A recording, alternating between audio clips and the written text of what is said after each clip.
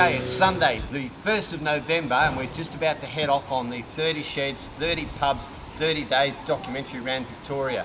We've got a bunch of fabulous pubs, some of the best sheds in the world. In fact, the first shed is Terry Dow's with the 1948 Tucker. So look, let's get on the road and get this show started. Let's go.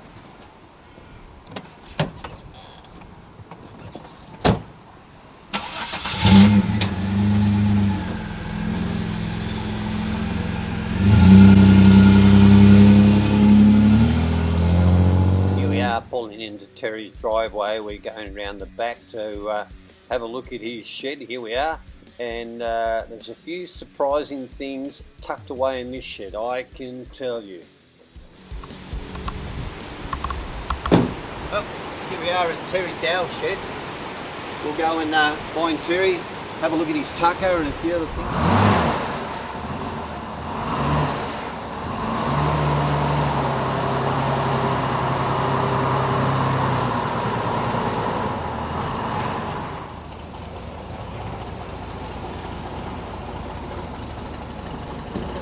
They say tuckers don't go backwards. Have a look at that. Yeah, going backwards. Perfect, Terry. Looks beautiful. Hey, look at this. You don't see this every day. Okay, I'm here with Terry Dow. Hey Terry, how you going? Good, Brendan. Nice to see you and the tucker out here in the beautiful sunshine. Your shed number one on our 30 pubs, 30 sheds, 30 days documentary around Victoria. And I reckon this has got to be one of the best sheds in the world. Okay, Terry, so this is a 1948 Tucker that you had brought out from America. And how long have you owned it? Came in on the 10th month of 2010. You won't forget that. That's an easy note. 10th to the 10th. 10 out of 10, is it? 10 out of 10. It's 10 out of 10, all right. Hey, listen, there's a classic pose that Preston Tucker used to do in his tuckers, so how about you replicate that pose for me? Is that it? And he drives it quite regularly, don't you, Terry? Yeah, from time to time. It's had a gearbox issue, which we've done a lot of work on. Yep. Now it's on. It's got a little couple of issues with first and reverse. Generally, it's good. Okay. All right. Let's pop in and have a look at this shed then. It's like a dark cave at the moment, but you wait till the lights come up. Oh boy. Wow. Tell us a bit about some of these cars here. Yeah, we raced that for... Peter Brock's actual first car that he ever made and learnt to drive it. Yes. His brother, there's pictures there, his brother used to sit on this little board on the side, help push start and all the rest of it. Had no brakes. Probably that's one of the big reasons how we learnt to drive so well. Good, discipline to be able to manage drifting into corners and stopping. Braking. I mean, this has got to be one of the most, one of the most iconic vehicles in Australian history, I'd say, wouldn't you? Because it's. There's no more of them. This is it. This is Brock's DNA sitting in that seat. The little 2-gallon petrol tin. So how did you come across it? Tell me that. Well, it was first discovered in a factory in Moorabbin apparently, and then the Brock Foundation had it for a period of time, and then Phil Munday offered it to us. I'm not sure the story how he got it, but we thought because of my brother's involvement with Peter Brock in the early days, we'd like to get some vehicles that are a tribute to Peter Brock and my brother, because Graham was heavily involved in Peter's first A30. It's so fortunate that it actually survived. Most of these things just end up in the tip because people don't think about it at the time. Yeah, they know that old chassis. I think Peter's father's had a clearance of his property, the chook shed or whatever he had there. Yeah. So this is the remote gear stick that he's obviously designed, made and designed. Yeah. Probably a bit of help from his dad, no doubt. It's pretty basic, pretty obvious though, isn't it? Yeah. Wow. A bit hard to reach up here, because you sitting back at the back wheel stick. So, and this car here was another Peter Brock car, so tell me a bit, but it's not... This is not the original, because when Peter sold the original A30, the guy that purchased it actually craned it and hit a wall and rode it off. So And they never rebuilt it? Survived.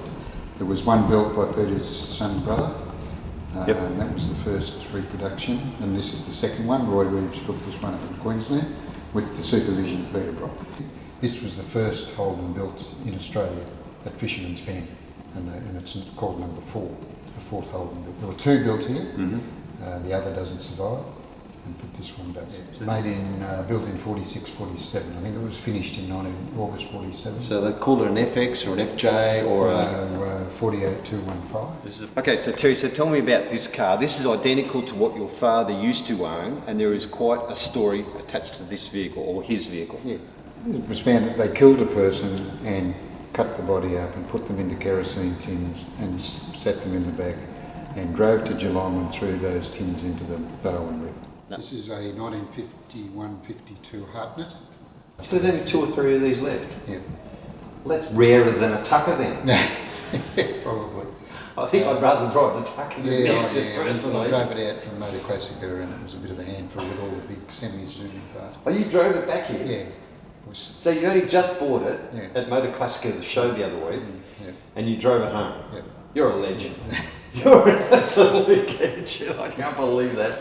Oh, I just, that's what I like about you so much, Terry, is that you've not only got all these cars in your collection, as you drive them, you're not worried about getting a chip or a scratch or a dent, because you're obviously like me, that if it's not driven, it's not being used to its potential, it's just a hunk of metal. Yeah. Well, I think driving them is good for them, obviously, to keep the seals and make sure the motor sort of runs freely. Wheel bearings and all the rest of it. Yeah. If they sit, they deteriorate. Yes, yes. So we can't drive them all, but we drive as many as we can. You've got a bunch of chords here, Terry, but there's something unique about each one of them, especially this one. Yeah.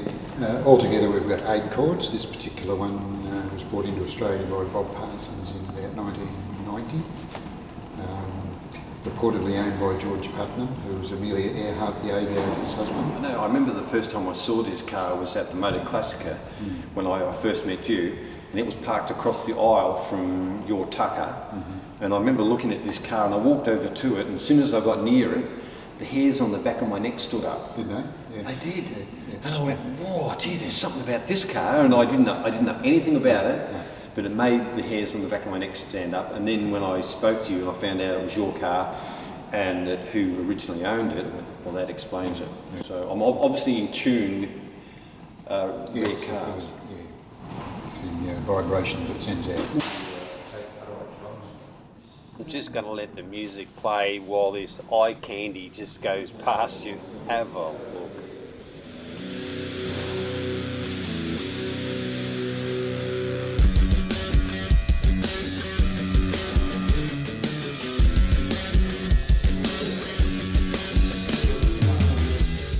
Upstairs is a fully kitted out retro diner from like the 50s or 60s, complete with the kitchen all ready to go. Wow. So you've got Shirley Temple, Elvis Presley. Marilyn. So this collection you've got here on this wall is quite unique apparently. Yes. Ken Arnold, who's written a lot of books on old agricultural Australian equipment and cans and tins and memorabilia, Garagenia and all the rest of it, Garagenia. He had this collection in the back of his shop in Bendigo, and he mentioned to me that he was under a lot of pressure to sell it, like with traders and auctioneers and all the rest. And I said, Ken, you can't do it. So we made an arrangement to sort of secure it. There's a little bit of everything in this museum. If you can't find it in here, it probably doesn't exist. But wait, there's more.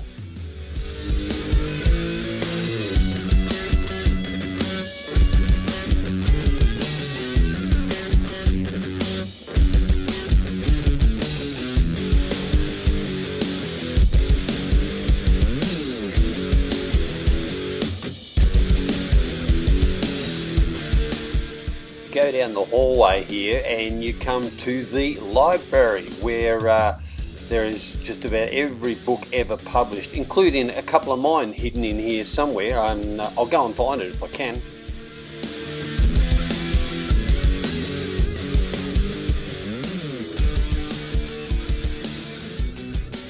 Now thank you very much. You're the number one shed on the 30 pubs, 30 days around Victoria Doco, and I think you'll stay number one somehow.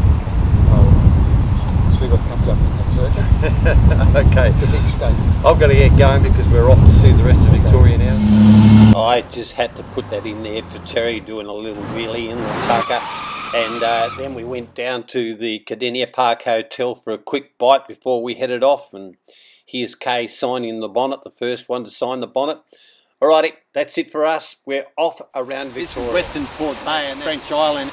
Looks a bit bleak today. We're about half an hour away from San Remo. We just popped in here to have a look. So, yeah. Hey, we came, we saw. We're leaving.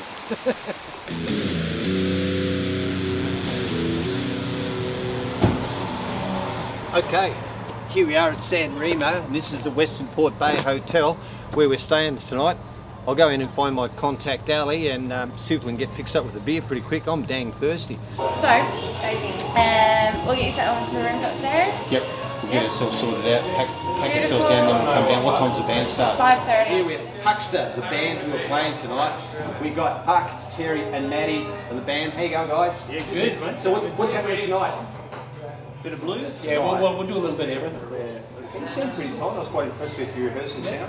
It's when you've got good musicians, it makes it easy. Likewise. All right, guys, you're just about to go on stage, aren't you? We are indeed. Okay, all right, light it up and let's have a good night. Thanks.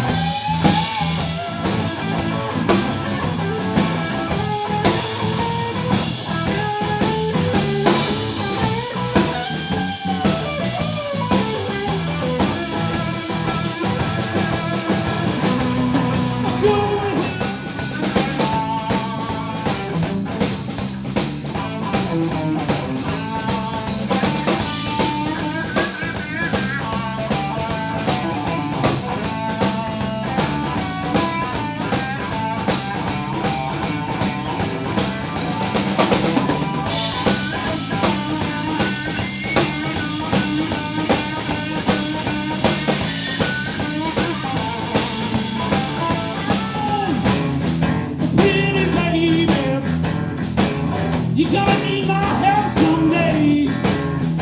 Said hold on, pretty mama. Gonna need my help someday. I wish you had listened to some of the things I said.